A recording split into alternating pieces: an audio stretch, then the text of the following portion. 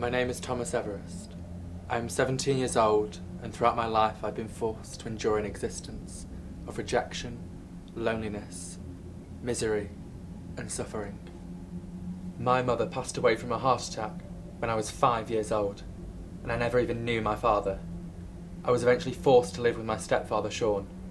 To say it was a living hell would be an understatement. He would come up with creative ways to abuse me, but I won't go into details. You could argue he was my biggest inspiration. I currently live with my roommate, James. James is a slob, to say the least.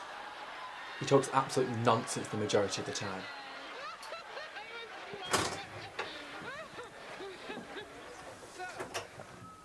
Oh, hey.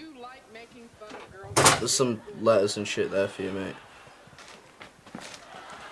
Yeah, those ones. I try not to associate myself with him often. However, those aspects of my life are insignificant. You see, I had an obsession with avenging, and that is how I decided to give back to the world. The neglect and abuse I received as a child had created this ball of anger and frustration. I began to fantasize about becoming very powerful. I met this girl. She was warm, kind, and beautiful, and the only girl to ever give me any attention. Her name was Joan. Oh my god, I'm so sorry. Wait, you're in my maths. I didn't realise. What's your name again? Name? Thomas. Alright, well, see you around, Thomas. That brief conversation we shared will always be engraved into my memory. However, the only downside was that her friend was there, spoiling the mood. The way my name sounded from Joan's perfectly formed lips. Those 30 seconds were the most angelic discussion I've ever experienced. I've always had an infatuation with luxury and prestige, and I had both, but still beautiful women denied me my ultimate satisfaction by not giving me a chance, and I don't know why. I'm the perfect guy. I'm smart, sophisticated, and magnificent. The little effect I had on women made me feel worthless. After all, a man having a beautiful girl by his side shows the world he has some worth, because obviously the girl sees some sort of worth in him.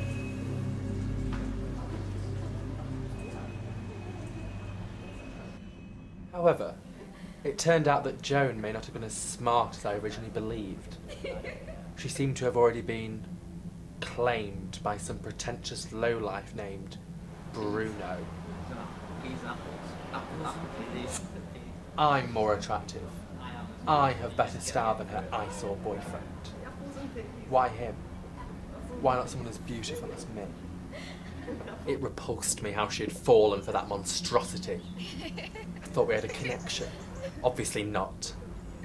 Why do beautiful women not want me? I was livid with envious hatred, and I thought to myself, I will rise above them. And if I cannot rise above them, I will destroy them. Humanity has never accepted me among them, and now I know why. I am superior to them all. I am Thomas Everist, magnificent, glorious, supreme. I am the closest thing there is to a living god. Humanity is a disgusting, depraved, and evil species, and it is my job to punish them all. I am the true victim in all of this. I am the good guy. Humanity struck at me first by making me suffer all those things. I didn't start this war. I didn't want this war. I didn't strike first, but I will strike back. And it will be beautiful. And the world will see what I am worth. I had to devise a plan. Do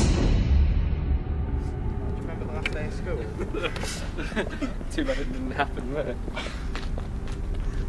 It wasn't easy, but it worked. Some were harder than others.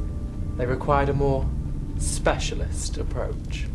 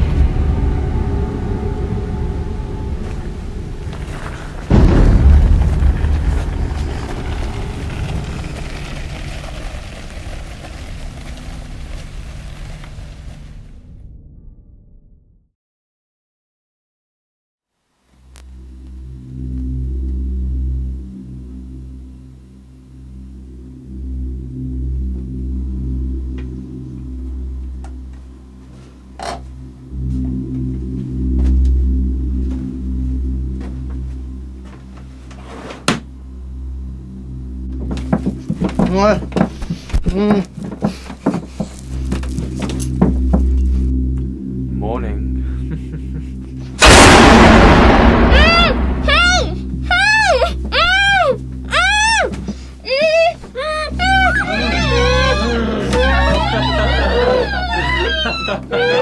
Shut up! See this? This is for you.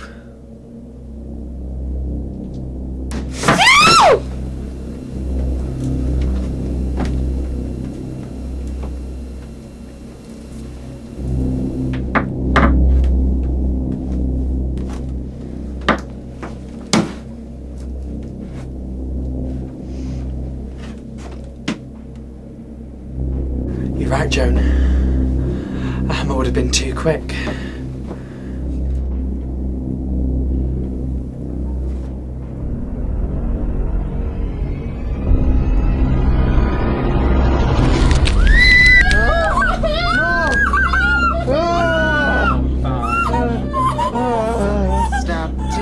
Girl alive. 7, 8, 9, 10. You never viewed me as more than an inferior insect whose presence ruined the atmosphere. You mean nothing to me, and I have no need for you.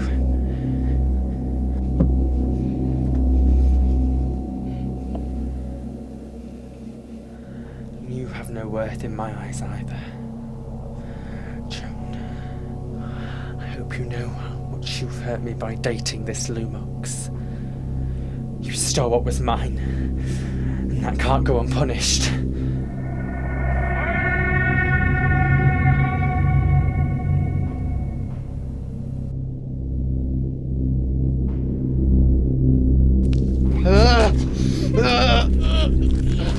I wish you were so dead, so you can suffer like I have my whole life.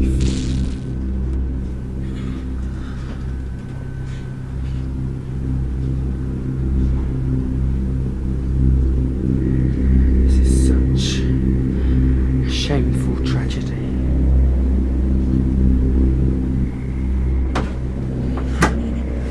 We've established a conversation. No girl ever does that. No girl ever finds me attractive. It's like finally a female was interested. The power that beautiful girls like you have is unbelievable. The ability to turn a desperate boy's life around just by smiling. You broke my heart, Joan.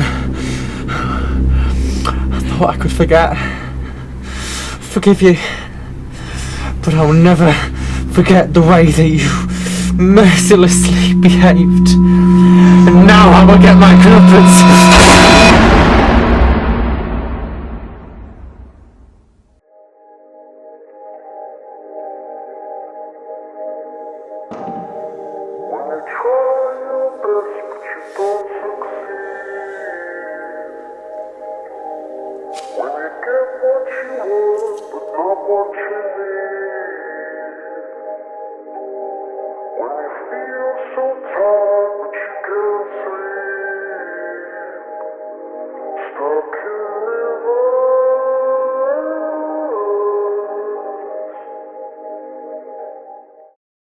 I believed in leaving a legacy, something that I could have been remembered by.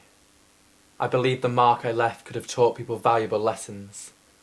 Due to the odious execution of my upbringing, I knew my legacy must balance the scales of just and unjust.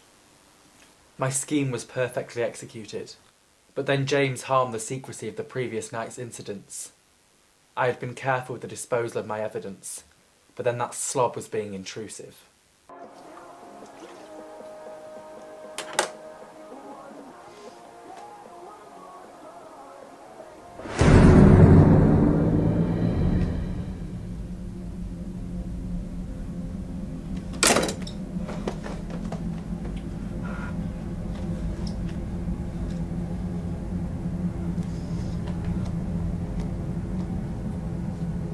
Hello? Yeah, can I get the police department, please?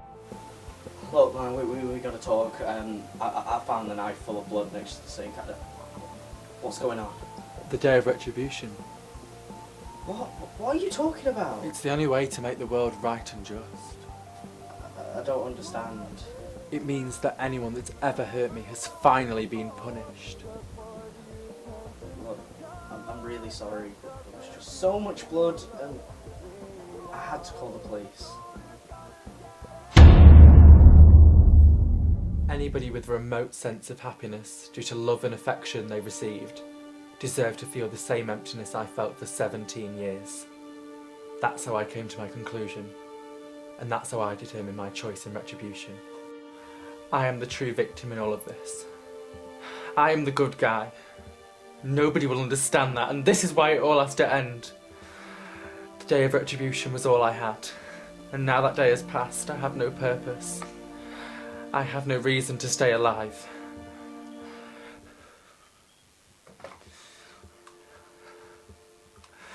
This single bullet, I saved this for me.